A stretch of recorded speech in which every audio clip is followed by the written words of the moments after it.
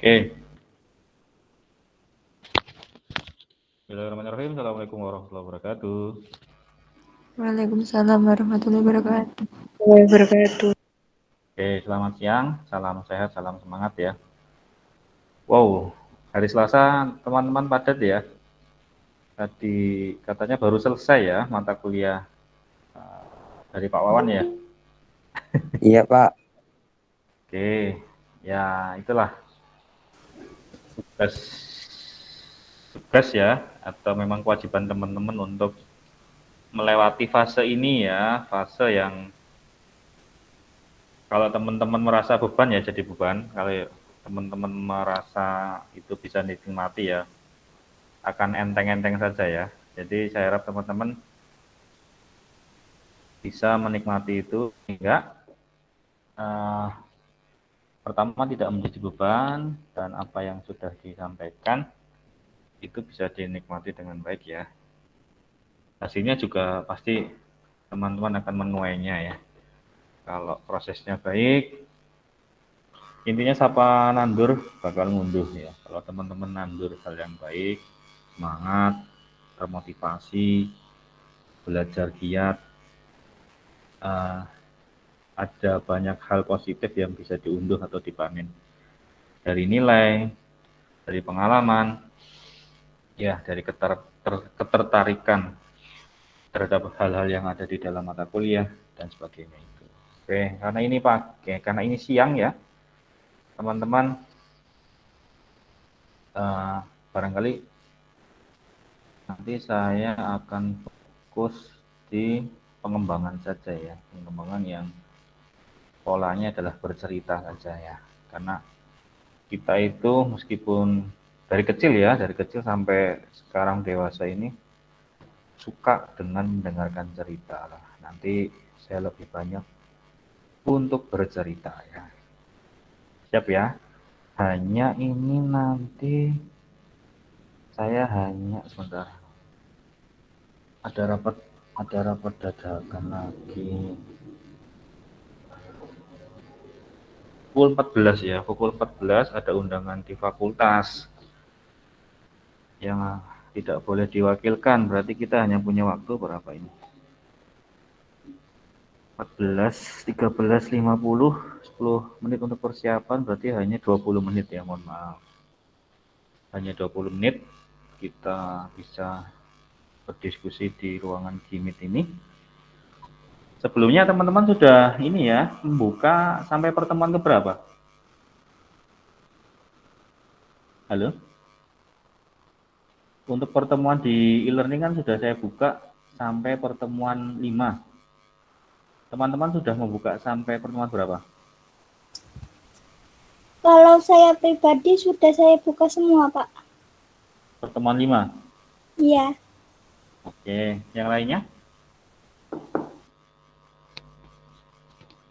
Sama atau berbeda?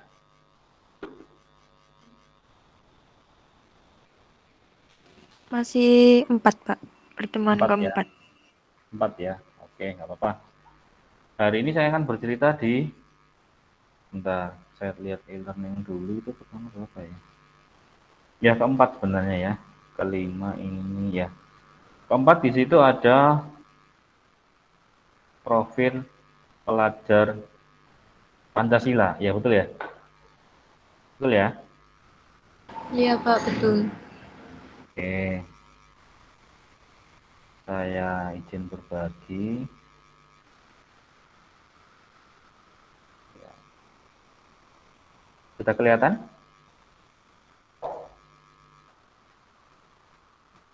Di layar teman-teman apa? Pelajar Pancasila. Oke, betul. Nah, hari ini kita akan bercerita di sini saja ya. Pelajar Pancasila, teman-teman. Itu sudah ada di pertemuan keempat. Jadi ini saya hanya menambahkan sedikit berdasarkan pengalaman ya. Bagaimana kita sudah diajarkan ya dari guru. Ini masuk ke mata pelajaran PPKN ya. Ingat nggak waktu sekolah? Betul ya PPKN ya? Pendidikan, Pancasila, dan Kewarganegaraan ya. Iya, Pak. Ya, PPKN. Kalau di era sekarang, era Merdeka Belajar Kampus Merdeka, ada juga kegiatan sekolah penggerak ya, sekolah yang digagas atau dimulai era kepemimpinan Mas Menteri ya, Menteri Nadiem. Di sekolah penggerak itu salah satu materi intinya adalah pelajar Pancasila.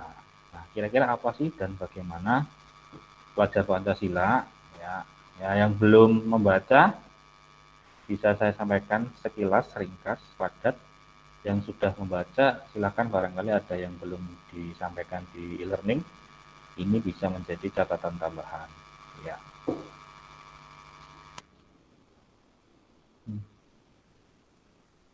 Oke, saya koreksi sedikit. Nah, berbicara pelajar Pancasila, ya di situ ada 1, 2, 3, 4, 5, 6 ya.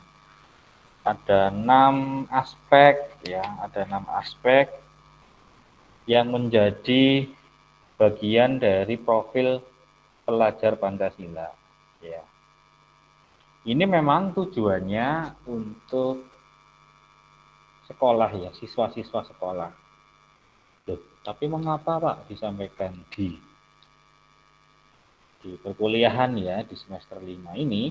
Ya tentu tidak ada salahnya ya, karena Semester 3, Pak. Mohon maaf. ya, 3 ya, maaf ya. Semester 3 ini pastinya ada hubungannya ya ketika nanti teman-teman sudah mengajar atau setelah lulus baru mengajar. Nah, wawasan ini atau pengetahuan ini bisa jadi akan berlangsung terus sampai 10-20 tahun lagi. Jadi dari awal di SD ini mungkin saya sampaikan agar teman-teman ketika nanti berkecimpung atau memilih profesi menjadi seorang guru, materi ini sudah dikuasai. Bagaimana itu sebenarnya profil pelajar Pancasila? Yang pertama, beriman bertakwa kepada Tuhan Yang Maha Esa dan berakhlak mulia. Nah, di sini ya, bagaimana kita bisa hablum minallah, hablum minanas, ya, betul ya, hablum minallah kalau kita ambil salah satu bagian dari kajian agama, ada istilah itu, hablum minallah, hablum minanas. Ternyata itu menjadi poin pertama ya, poin pertama agar seseorang itu atau pelajar itu bisa menjadi profil pelajar Pancasila. Beriman, bertakwa, dan berakhlak mulia. Kalau di sini, di laman Kemendikbud, ya, jadi akhlak beragama, akhlak pribadi, akhlak pada manusia, akhlak pada alam, dan akhlak bernegara. Jadi lebih ditarik secara luas ya, lebih universal. Ada kaitannya antar manusia di dalam negeri maupun antar negara, ya, antar manusia di seluruh dunia. Sehingga dikatakan di sini antar bernegara, antar berakhlak beragama, akhlak bernegara.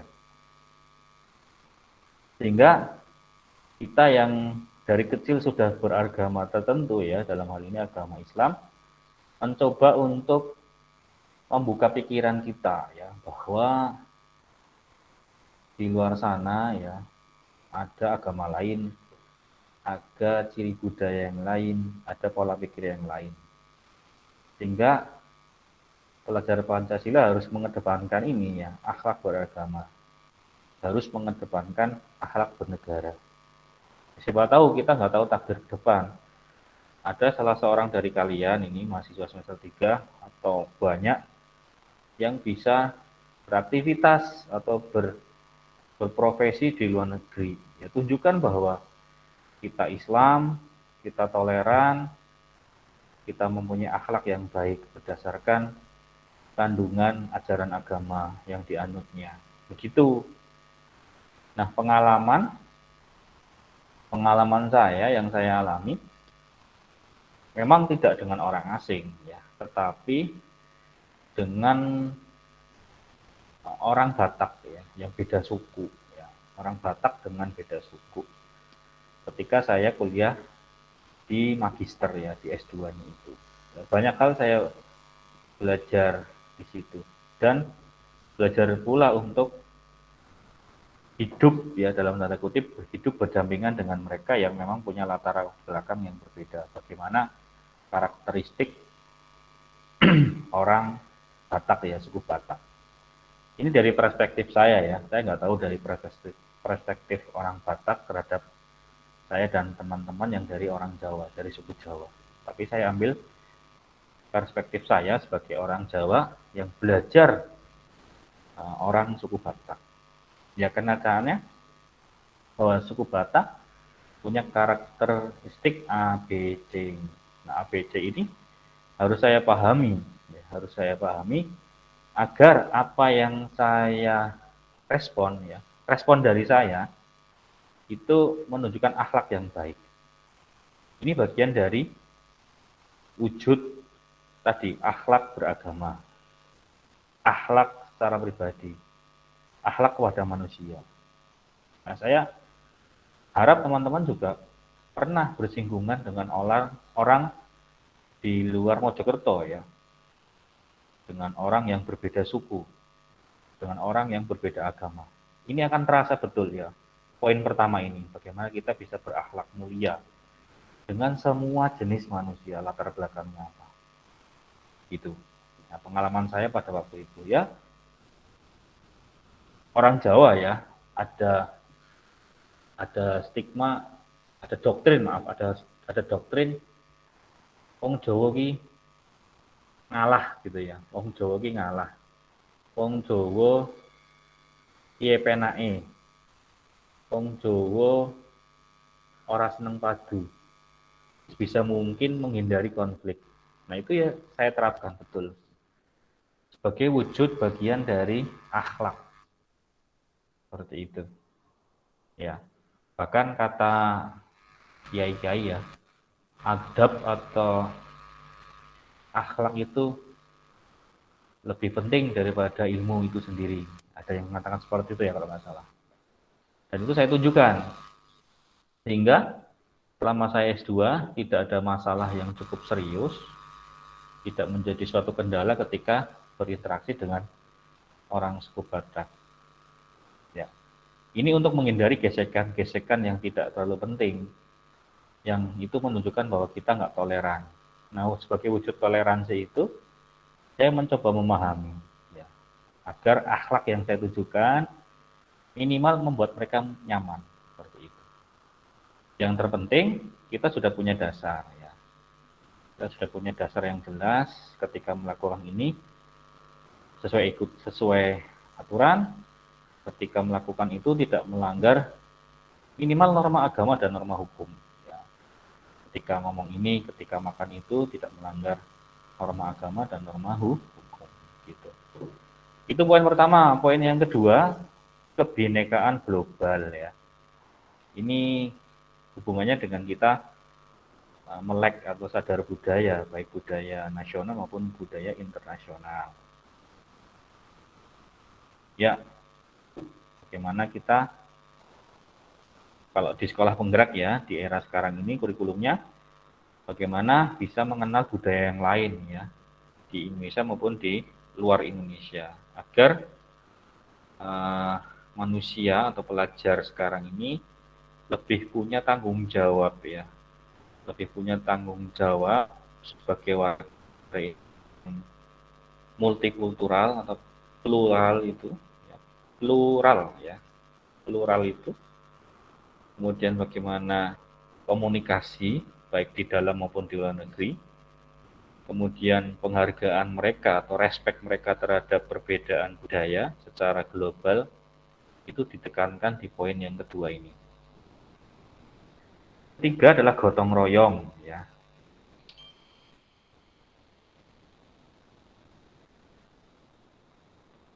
Ya, gotong royong ya. Gotong royong ini adalah bagian dari profil pelajar Pancasila. Kuncinya ada 3 di sini. Kolaborasi, kepedulian, dan berbagi. Kolaborasi itu bekerja sama ya, antar sesama manusia. Peduli itu ada muncul rasa simpati dan empati. Kemudian rasa ingin untuk berbagi, bersedekah, menyampaikan ilmu, bercerita seperti ini bagian dari berbagi. Nah, komponen penting agar sikap gotong royong ini bisa terwujud di profil pelajar Pancasila adalah kolaborasi, kepedulian, dan berbagi. Nah, saya harap teman-teman di sini juga memiliki ketiga rasa itu ya, ketiga sikap itu agar gotong royong itu sesuai di jalan yang benar ya. Jangan sampai gotong royong ini digunakan ketika dalam kondisi yang tidak tepat, misalnya dengan ujian. Ketika ujian ya tentunya tidak gotong royong ya, kecuali memang sifatnya terbuka ujiannya itu boleh berkelompok. Tapi ketika sifat ujian itu individu, tutup buku ya teman-teman tidak boleh gotong royong ya. Di situ maksudnya. Kemudian berapa ini? 4, ya, sebentar lagi 4. Mandiri ya, di era keterbukaan ini, disrupsi ini, era MBKM, profil pelajar Indonesia yang dimaunya adalah dia bisa mengukur dirinya sendiri itu. Punya peluang apa sih, punya kelebihan apa, sekaligus mengukur kelemahannya apa. Mengubah kelemahan itu menjadi sebuah peluang. Gitu. Misalnya, saya punya kelemahan yaitu mungkin tinggi badan ya, mungkin tinggi badan. Ya, bagaimana tinggi badan saya itu bisa menjadi peluang ya.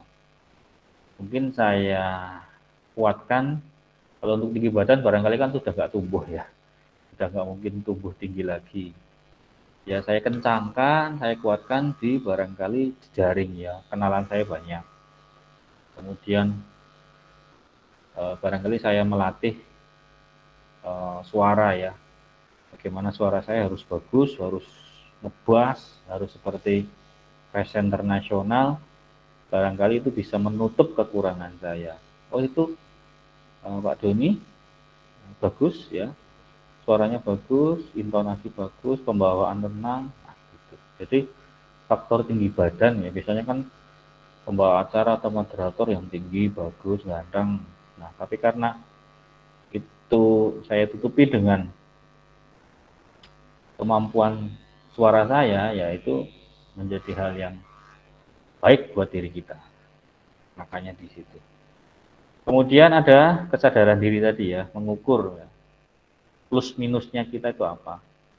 Kemudian regulasi diri ini lebih ke pendisiplinan diri ya, menjadwal bahwa Senin itu harus berbuat apa, atau dalam satu hari itu harus melakukan apa, ada target kerja yang jelas, sehingga regulasi kan itu penjadwalan ya, ada sistem, ada aturan ya, ada aturan yang kita buat sendiri dan kita lakukan sendiri, kita evaluasi sendiri. Seperti saya, misalnya, tiap Senin tiap Sabtu Minggu harus menyiapkan perangkat pembelajaran ya, atau bahan kajian perkuliahan. Itu saya buat ya, pertemuan 1, pertemuan 2, pertemuan 3, terusnya sampai pertemuan ke berapa berarti? Ke-15 ya. Sehingga ada regulasi diri yang mendukung karir kita, yang mendukung kinerja kita. Yang kelima, bernalar kritis. Ini kemampuan kita untuk memecahkan masalah ya, mengkritisi fenomena yang ada, baik fenomena bahasa, fenomena nasional, fenomena pendidikan. Itu kita harus bisa menangkap itu. Kritis ya. Jadi elemen kuncinya ada berapa ini? Ada 4 sebenarnya, ini kok 3 ya. Ada 4. Memperoleh informasi, menganalisisnya, merefleksi pemikiran, dan mengambil keputusan. Jadi, nalar kritis itu ada proses yang jelas yang dimasukkan ke dalam aspek elemen kunci ya. Bagaimana kita memperoleh informasi. Nah, di sini juga kita perlu cerdas ya, cross check. Informasi yang kita dapat yang masuk ke telinga kita itu valid nggak sih? Jangan-jangan berita bodong atau berita bohong ya, palsu, hoax. Nah, kalau sudah valid, betul, benar, sesuai fakta, dianalisis. Tuh, untuk mencari masalahnya apa dan jalan keluarnya apa, solusinya. Kemudian direfleksikan ke dalam diri kita. Dari masalah yang ditemukan itu, kira-kira saya bisa berkontribusi di mana? Nah, cara mengukur kontribusinya sesuai dengan kemampuan kita. Oh, saya mampu menulislah di surat kabar dengan menyampaikan opini. Oh, saya bisa membuat aplikasi, perangkat lunak atau software. Saya buat softwarenya itu. Untuk berkontribusi menjadi jalan solusi, jalan tengahnya, memecahkan masalah itu. Dan segera mengambil keputusan. Karena ini masalah cepat begitu ya, yang merebak, harus segera diambil keputusan agar efektif penanganannya. Sebagaimana pandemi ini ya, orang-orang harus di lockdown, di tes swab, karantina, diobati di rumah sakit, sampai pada proses penelitian virusnya itu untuk menjadi bahan pembuatan vaksin. Itu kan prosesnya cepat. Itu contohnya di sekitar kita di situ ya, pandemi, pemerintah membuat aturan 5M itu, kemudian vaksin itu bagian dari kita bernalar kritis, menemukan masalah dan memecahkan masalah. Begitu. Nomor 6 terakhir, kreatif. Bagaimana pelajar Pancasila dituntut untuk kreatif, yang menciptakan sesuatu yang original, hasil karya sendiri, tanpa adanya duplikasi, dan menghasilkan karya yang monumental atau bentar ya, iya Pak. Halo. Nah, ini isi ngajar Pak aku, sorry. Ini jam loro mari kok, jam loro mari. Sampai nang ndi iki? Oh, nang iya, Pak. Iki bareng mari jam loro langsung rono, meluncur. Oke. Oh, turu. Lah sampe nang ndi iki? Paing ndi? Oh, iya. Iya, Pak. Oke, yuk.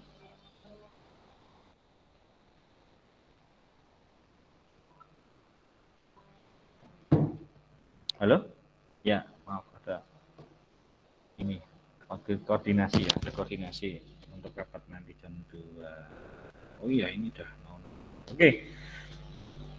Kreativitas ya, ini sangat mendukung bagi teman-teman, dan memang era sekarang dituntut sekali kreativitas harus betul-betul ada ya, melekat di diri kita. Bagaimana media sosial banyak sekali, pastinya bisa kita ikuti ya, atau perangkat lunak aplikasi untuk membuat media pembelajaran, membuat video pembelajaran, atau wadah-wadah untuk menumpahkan atau mengekspresikan diri kan banyak sekali sekarang. Nah, tapi kalau seperti itu toh, itu kita sekadar ini ya, sebagai penikmat saja ya. Padahal yang dimaksud di sini adalah kita sebagai produsen, kreator ya. Sebagai pencipta sesuatu yang baru, gagasannya unik, ada kebaruan, dan itu berdampak, ada kebermanfaatan bagi umat, bagi manusia. Apa kira-kira? Kalau kita kan latar belakangnya pendidikan bahasa Indonesia. Kira-kira buat apa? Yang paling mungkin buat media pembelajaran yang bisa memahamkan siswa, ya, yang memudahkan siswa untuk mempelajari materi tertentu. Ya, banyak sekali.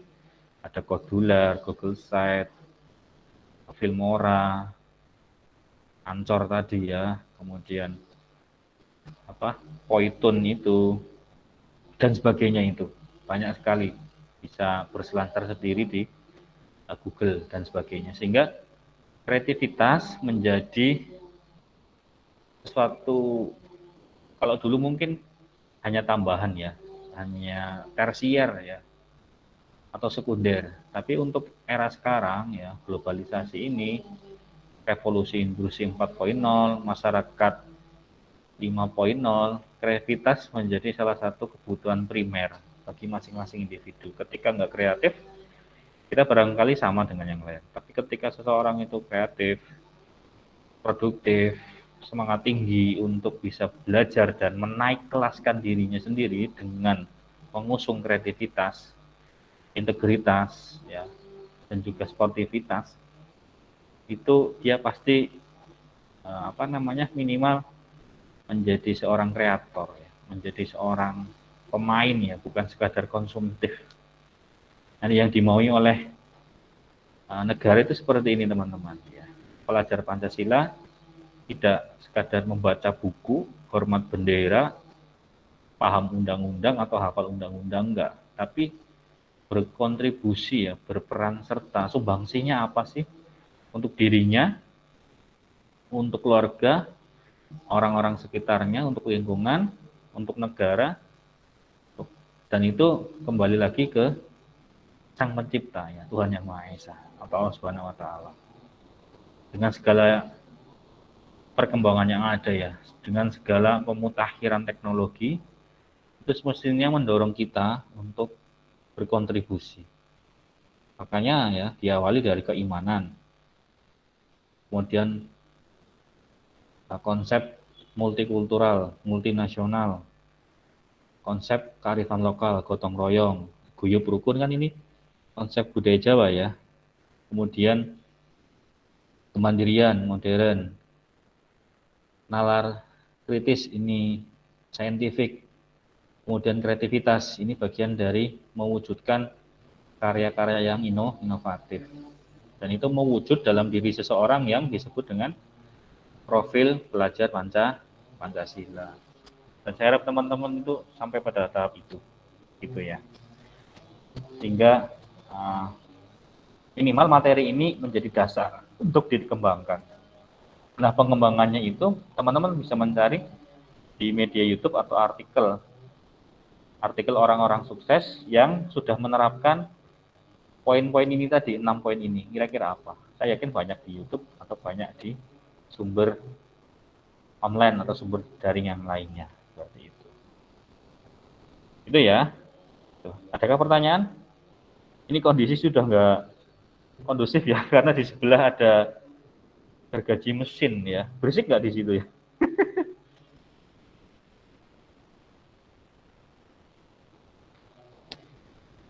Terdengar nggak itu ya, gergaji mesinnya ini? Begitu untuk profil pelajar Pancasila, minimal teman-teman membacanya itu sehingga konteks untuk implementasinya ada dasarnya. Oh, teorinya ini, tinggal nanti pencapaian dari praktiknya itu apa, gitu. Ya, dan itu bisa disampaikan ke adikmu ya, adik-adikmu itu atau ponakan atau siapapun yang masih ada di sekolah dari SD sampai ke SMA, itu bisa disampaikan. Oh, ini ternyata Dek, sambil cerita, kiranya itu bisa menginspirasi. Berarti teman-teman sudah menjadi agen perubahan ya, yang mendukung visi misi ya dari Kemendikbud agar setiap orang Indonesia memiliki profil pelajar Pancasila. Begitu. Silakan kalau ada pertanyaan.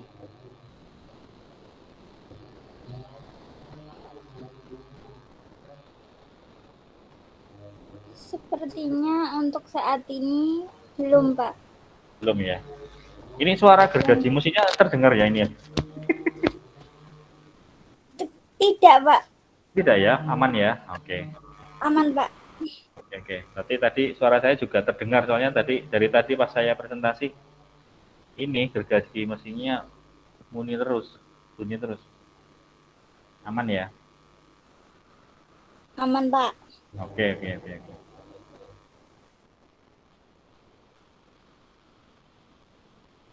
Baik, cukup ya. Udah jam 2 lebih ya, saya malah lupa.